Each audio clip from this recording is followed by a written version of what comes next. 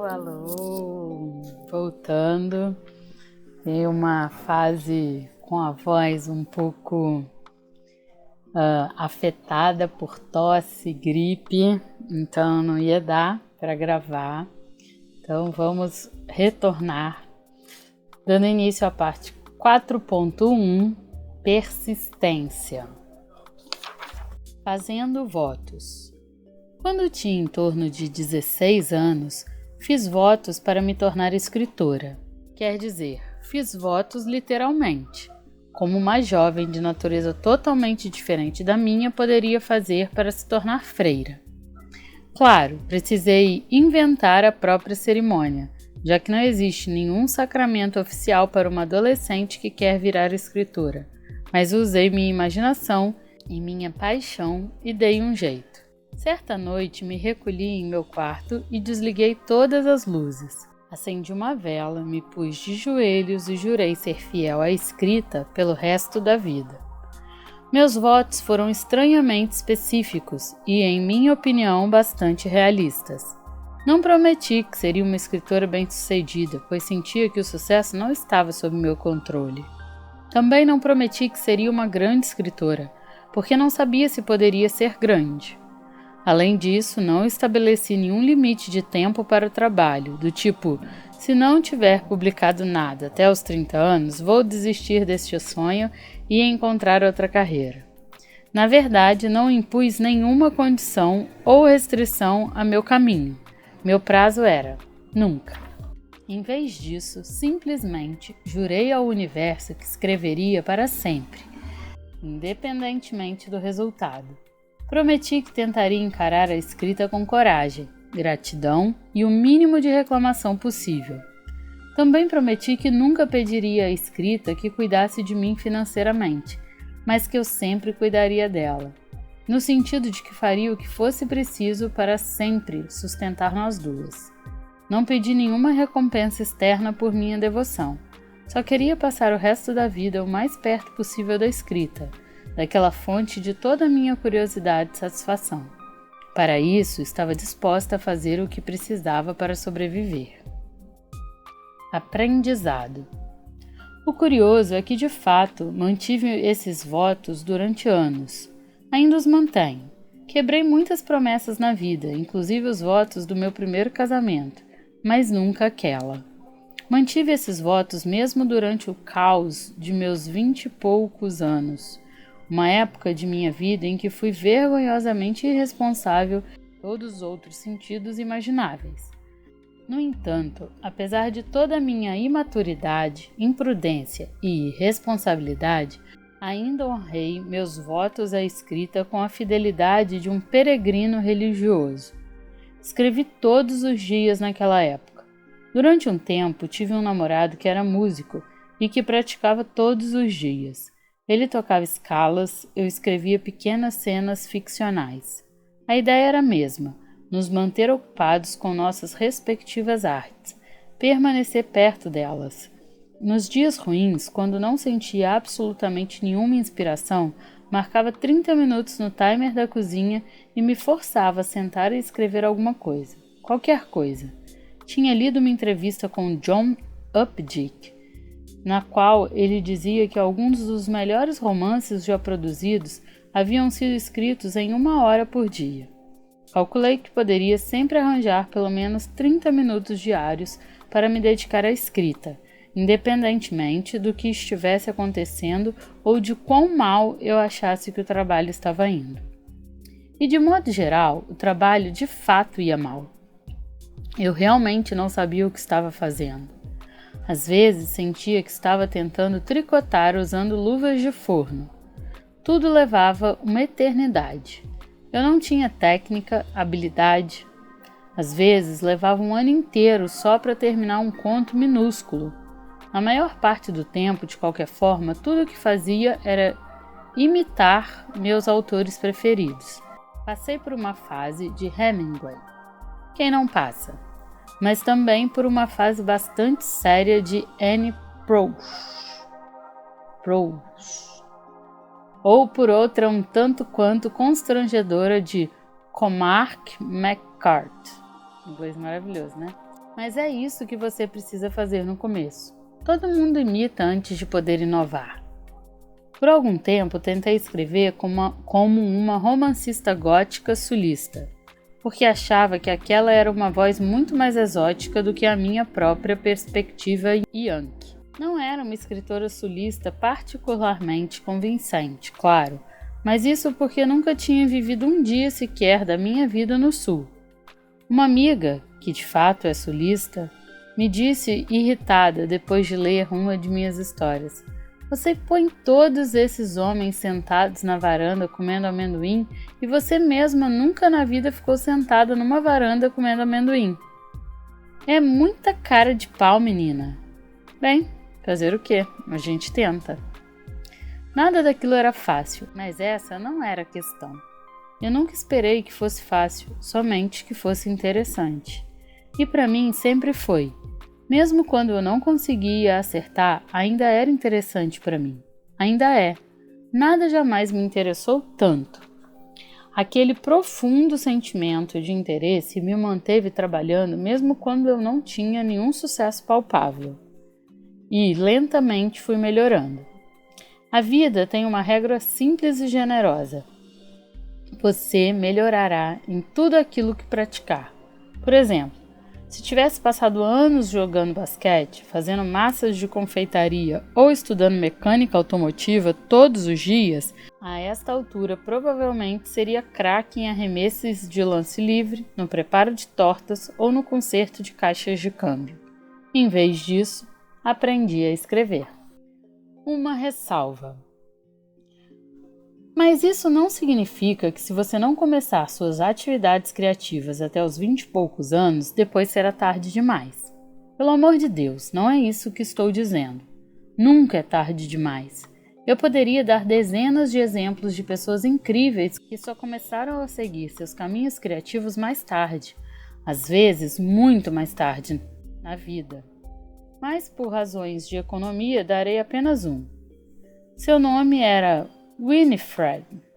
Eu a conheci na década de 1990, em Greenwich Village, em sua festa de aniversário de 90 anos, que foi um estouro. Era amiga de um amigo meu, um cara de 20 e poucos anos. Winifred tinha amigos de todas as idades e origens. Era uma espécie de celebridade nos arredores de Washington Square. Uma verdadeira lenda boêmia que morava no Village, desde sempre. Tinha longos cabelos vermelhos que usava glamourosamente amontoados no topo da cabeça, e sempre estava enfeitada com colares de contas de âmbar. Quando o marido, que fora cientista, ainda era vivo, os dois passavam as férias caçando furacões e ciclones por todo o mundo, só por diversão. Ela mesma poderia ser considerada um furacão. Winifred foi a mulher mais cheia de vida que conheci em minha juventude. Então, certo dia, buscando inspiração, perguntei a ela: "Qual o melhor livro que você já leu?" "Ah, querida", ela respondeu, "nunca poderia me restringir a um só livro.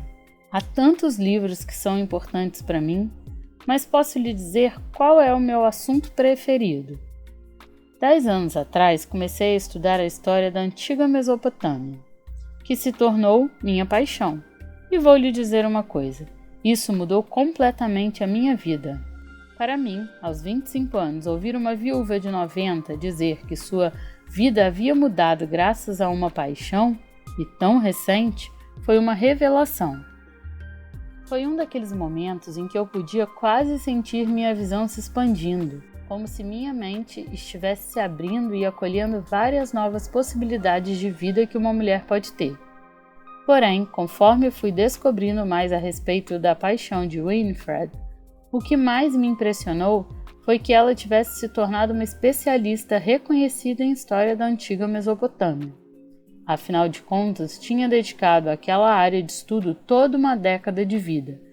E se você se dedica a qualquer coisa de modo diligente durante 10 anos, acaba se tornando um especialista. Esse é o tempo que seria necessário para fazer 2 mestrados e um doutorado. Ela havia visitado o Oriente Médio e participado de várias escavações arqueológicas. Tinha aprendido escrita cuneiforme, ficar amiga dos maiores estudiosos e curadores do assunto e nunca perdia nenhuma exposição ou palestra que fosse realizada em Nova York a respeito do tema. As pessoas procuravam Winifred em busca de respostas sobre a Mesopotâmia, porque agora ela era a autoridade. Eu era uma jovem recém-saída da faculdade. Ainda havia uma parte tola e limitada de minha imaginação que acreditava que minha educação estava concluída porque a Universidade de Nova York havia me conferido um diploma.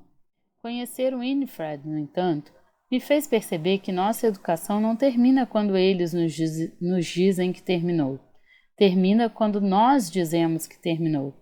E Winifred, quando era apenas uma garotinha de 80 anos, decidira com firmeza: ainda não terminou.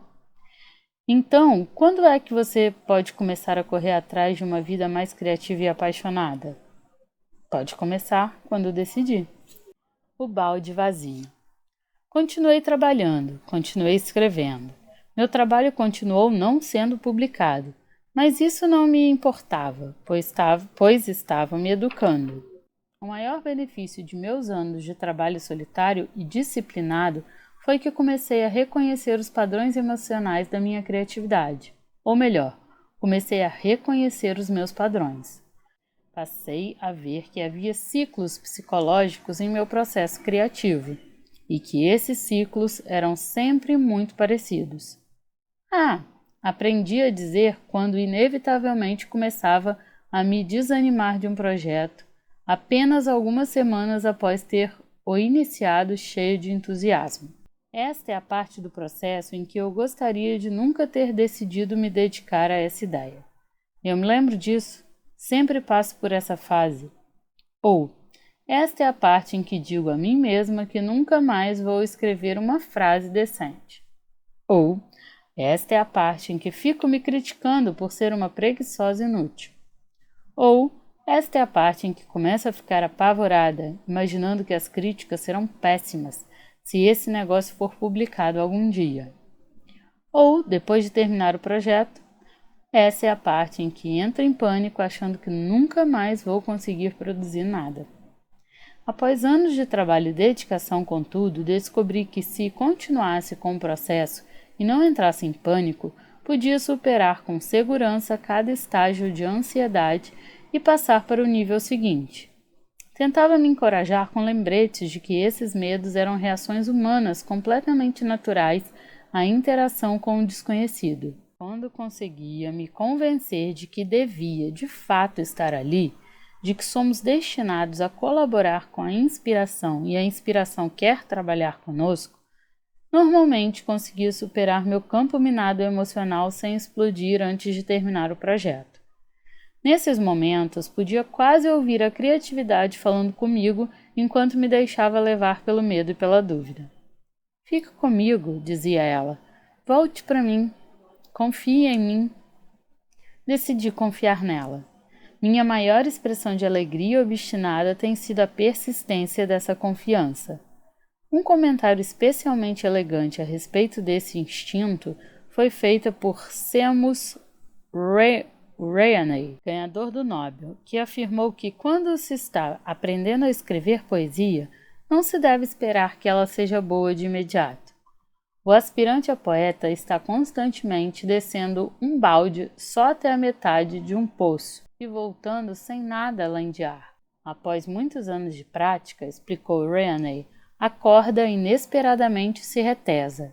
Você mergulhou em águas que continuarão a seduzi-lo, a trazê-lo de volta. Você penetrou no reservatório de si mesmo. O sanduíche de merda. Aos 20 e poucos anos, eu tinha um amigo que, assim como eu, também era aspirante a escritor. Lembro-me de como ele costumava mergulhar em períodos sombrios de depressão pela falta de sucesso e pela incapacidade de publicar seus trabalhos. Emburrava e se enfurecia. Não quero ficar sentado sem fazer nada, resmungava. Quero que tudo isso traga algum resultado. Quero que esse se torne o meu trabalho. Mesmo na época, eu achava que havia algo errado na atitude dele. Veja bem, meus trabalhos também não estavam sendo publicados e eu também estava ávida.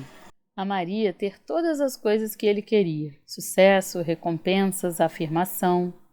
Estava bastante familiarizada com decepções e frustrações. No entanto, me lembro de pensar que aprender a superar as decepções e frustrações é parte do trabalho de uma pessoa criativa. Parecia-me que lidar com a frustração era um aspecto fundamental do ofício de artista. Talvez o aspecto mais fundamental. A frustração não é uma interrupção do processo criativo. A frustração é o processo.